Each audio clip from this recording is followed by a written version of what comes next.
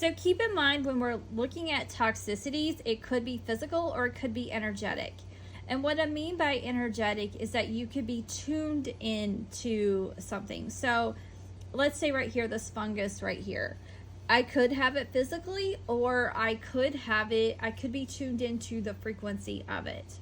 And it could be in my aura or my energetic field.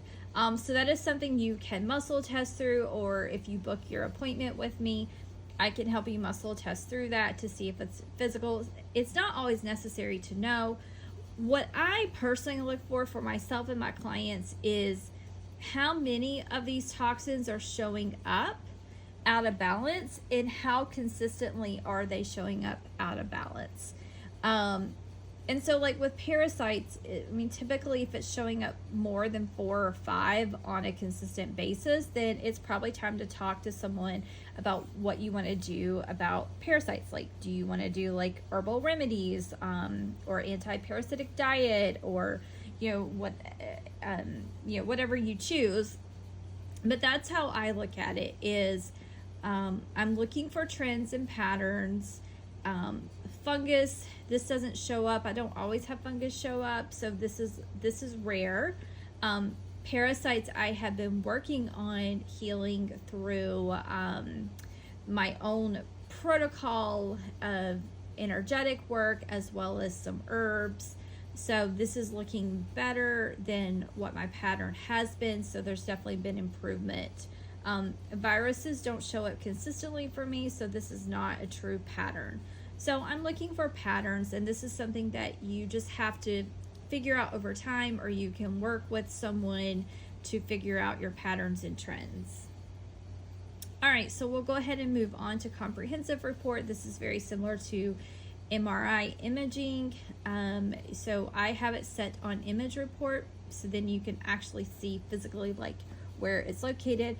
You can also click on the table report, and you can look at previous scan versus current scan, but I like the image report. So these are the most prominent things that came up today, and you can just see what's showing up. All right, so you got this report. This by itself can feel overwhelming when you're new to this. So oftentimes I'm asked, like, okay, what do we do with all this information? Well, number one, remember that we optimized you, and there aren't many bioresonance scans out there that optimize. It just shows you what's out of range. We've optimized. We've given your body the reminder of the frequencies of what it needs to be healthier. And then the next thing you want to do is listen to your inner voice. This inner voice is good for about 7 days, and what that means is I could listen to it past 7 days, but I'm just not going to really get much benefit from it, because we're constantly changing. Our thoughts and emotions shape literally the cells of our body and create either health or dis-ease in the body, and so we're constantly changing. It just depends on what thoughts we're having. So I would recommend listening to Inner Voice. If you have the subscription, I would re-record the Inner Voice every day and listen to it for at least 21 days. That gets the most benefit. That shows to reduce symptoms by about 60 to 70%. So it has lots of great benefits. I would do that. The next thing I would do is, if you have a subscription, is I would then once or twice a day go into, let me see, vitals, and just click optimize frequencies right here. We're not going to scan again. I personally scan once a week. So I'm not going to scan again for a week. So I'm going to just click optimize frequencies and do that once or twice a day.